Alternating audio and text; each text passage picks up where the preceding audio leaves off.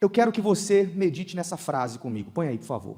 A restituição, lê comigo, a restituição está à disposição de todos. Quem crê nisso, gente? Não tem como você não crer. Se você não crê nisso, então você não crê na Bíblia. Você não crê em Deus. Você não crê no que Deus deixou registrado como prova de que Ele pode, independente de qual cenário, trazer essa restituição. Porque na Bíblia estão assim, de muitos exemplos de casos, entre aspas, perdidos. Pessoas que estavam no fundo do poço, mas porque não reagiram da forma errada, venceram. Muitos exemplos, e um deles é Jó. Jó enfrentou dias muito difíceis, permitidos até pelo próprio Deus, para que a história dele ficasse registrada e eu e você pudéssemos aprender com ele. Perdeu bens, perdeu família, perdeu animais, perdeu casa, ficou doente. A Bíblia diz que a situação de Jó ficou tão difícil que ele ficou doente ao ponto de se coçar com pedras.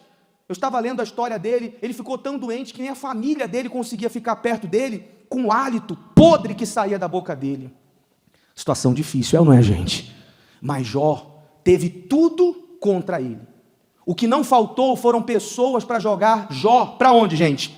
Para baixo. 3 amigos da onça que ficavam lá cutucando ele. Ô Jó, se você fosse de Deus mesmo, você não estaria passando por isso. Cadê? Eu acho que você é um hipócrita. Eu acho que era melhor você deixar esse Deus e servir a outros deuses.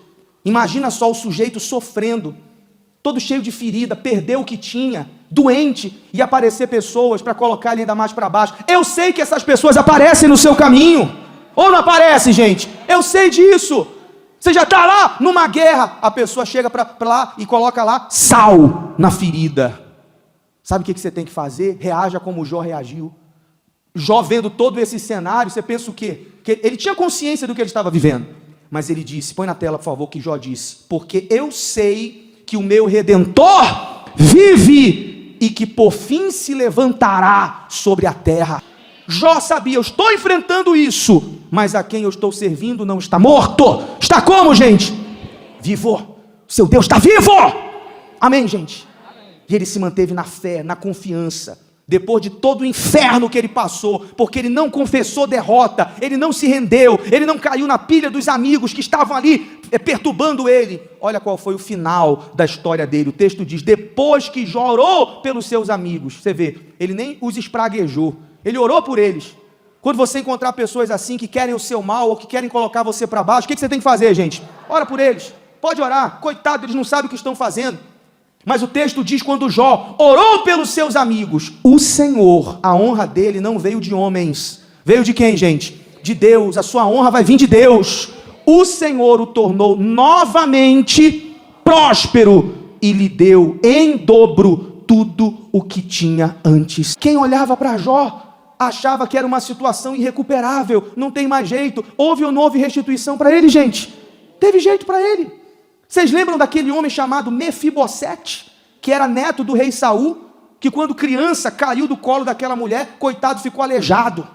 Pegaram ele porque ele ficou coxo, mandaram lá para Lodebar. Para quem não sabe, onde era Lodebar? Terra do esquecimento.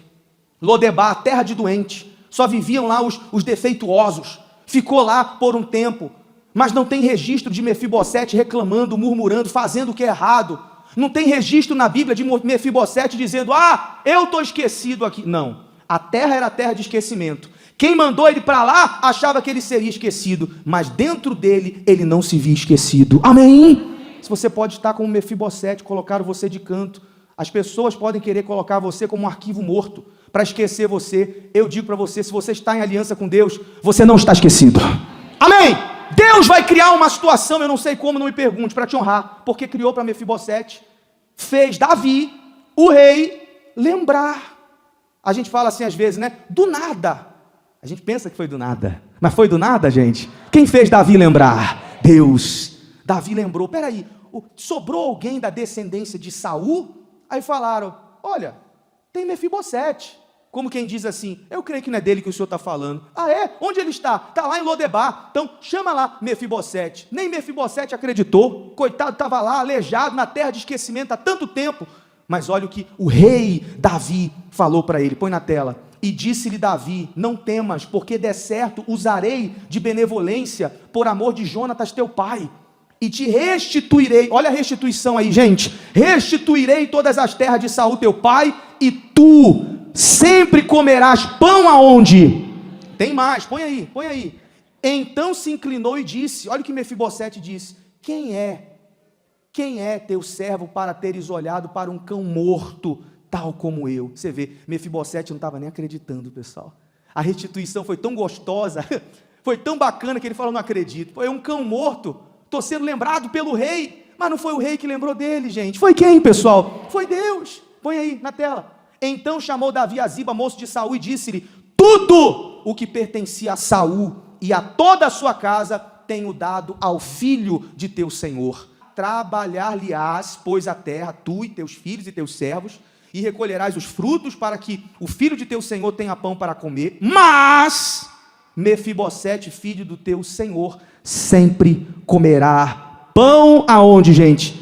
Pessoal, ele foi da terra do esquecimento para a mesa do rei. Tem restituição maior do que essa, gente? Não tem. Olha só. Mas a pergunta é, como que isso foi possível? Por meio de uma confiança, de uma perseverança na fé. Deus te trouxe para cá para você aprender o que você tem que fazer e o que você tem que parar de fazer. Nós temos vários e vários exemplos de quem aos olhos humanos não tinha jeito, Deus deu jeito, até nos que mais erraram. Você pode estar aqui dizendo, eu sou uma criatura que eu muito errei, que eu muito pequei, tem jeito para mim. Talvez a religião, talvez os homens te condenem, tem jeito para você, porque eu duvido que você aqui tenha cometido erros piores do que um rei chamado Manassés. Manassés, que era filho de Ezequias, neto de Acais, fez as piores coisas que você pode imaginar.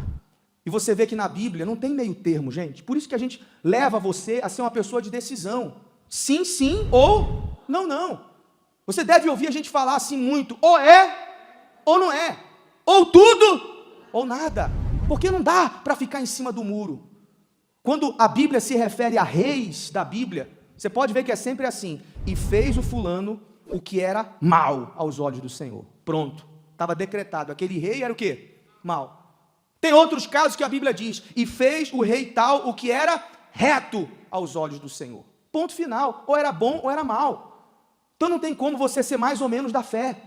Não tem como você, eu sou mais ou menos de Deus. Eu sou mais ou menos, eu tenho uma aliança mais ou menos com Deus. Não, ou tem ou não tem. Manassés, ele não aprendeu com os erros dos outros. Ele viu muitos reis que fizeram tudo errado, tudo, e ainda assim ele quis cometer os mesmos erros. Ele viu erros dentro da própria família. O avô dele, Acais, foi um rei que fez tudo contrário aos olhos do Senhor, implantou idolatria, fez o inferno. Ele viu o que o avô fez, viu o que aconteceu com o avô. O que ele fez? O que ele fez, gente? A mesma coisa. Então aprenda, há um ditado que diz que inteligente é quem aprende com os próprios erros, mas sábio é quem aprende com o erro dos outros. Você não precisa errar, pessoal, quebrar a cara para aprender.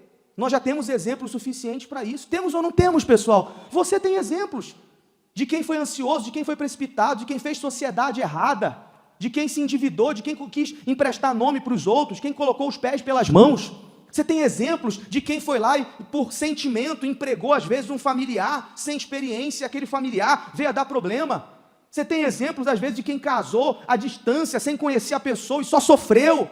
O que não nos falta são exemplos de pessoas que fizeram o que é errado e se deram mal. Ou seja, já não basta a gente olhar para esses exemplos e não seguir, gente, mas há quem veja, deu errado e ela faz tudo de novo. Manassés foi esse tipo de rei, viu o avô fracassando e não aprendeu. Segundo erro dele, ele viu os bons exemplos, está aí, ele não seguiu os bons exemplos. Está aqui, um bom exemplo para ele era o próprio pai. Enquanto o avô, Acais, fez tudo errado, o pai, Ezequias, fez o que, gente? Tudo certo. O pai desfez tudo que o avô tinha feito. Tirou a idolatria, tirou os altares, tirou tudo. Deus honrou Ezequias. Ezequias era honrado em tudo aquilo que fazia. Ezequias foi um homem que tocou em Deus, ao ponto de Deus voltar atrás quando disse que ele ia morrer. E Ezequias disse ao Senhor, lembra da minha fidelidade? Deus voltou atrás. tamanha fidelidade que o pai carregava, e ele não seguiu. Segundo erro. Mas ainda assim, imagine, porque esse homem, esse Manassés, pessoal, ele colocou idolatria dentro do templo. Você acredita que ele sacrificou os filhos em rituais malignos? Matou os próprios filhos, queimados. Fez o que nenhum rei em Israel fez. Um homem considerado abominável. As piores coisas desse mundo, ele fez. Há quem pense assim, não tem mais jeito para ele. Teve ou não teve jeito, pessoal? Sabe por quê? Porque ele se arrependeu. Ele voltou para o lugar onde nunca imaginou que voltaria. Quando ele foi preso, quando ele foi humilhado. Olha o que aconteceu. A Bíblia diz que ele se voltou para Deus em oração. Assim o Senhor trouxe sobre eles os capitães do exército do rei da Síria, os quais prenderam a Manassés com ganchos e, amarrando-o com cadeias, o levaram para a Babilônia. E ele, como, gente? Angustiado, orou deveras ao Senhor seu Deus e humilhou-se muito perante o Deus de seus pais. E fez-lhe oração, e Deus se aplacou com ele, e ouviu a sua súplica, e tornou a trazê-lo a Jerusalém, ao seu reino. Então conheceu Manassés que o Senhor era Deus. Amém, gente? Olha, você pode estar aqui vivendo assim, como ele, um momento de humilhação, como Mefibosete, como Jó. Se humilhe para Deus nessa oração agora. Amém? Há um ditado que diz, porque isso é um ditado, não é bíblico, diz assim: os humilhados serão... Quem já ouviu isso, pessoal? Onde isso está escrito, gente? Que Bíblia, pessoal? Que Bíblia, gente? Está escrito na cabeça de algumas pessoas. Não está escrito que os humilhados serão exaltados. Está escrito que os que se humilham é diferente. É ou não é, pessoal? Porque se humilhar não é para qualquer um, não. A pessoa reconheceu a Deus: eu tenho que voltar a ser quem eu era. Eu falo isso porque às vezes Deus quer não só restituir as coisas na sua vida, mas Ele quer restituir quem você era para Ele. Nós temos pessoas na igreja que já foram de mais fé, perderam a fé, já foram mais quentes e hoje estão frias, já tiveram uma aliança com Deus de verdade, na vida, no caráter, da porta para fora, e hoje essas pessoas só têm uma aliança com a corrente. Já foram pessoas que tinham caráter de Deus e hoje se perderam. Foram pessoas que já se viram com mais fé, com mais perseverança, e hoje vivem murmurando, hoje vivem reclamando. Hoje são pessoas que não conseguem mais crer como tem que crer. Qualquer coisa, ela está duvidando.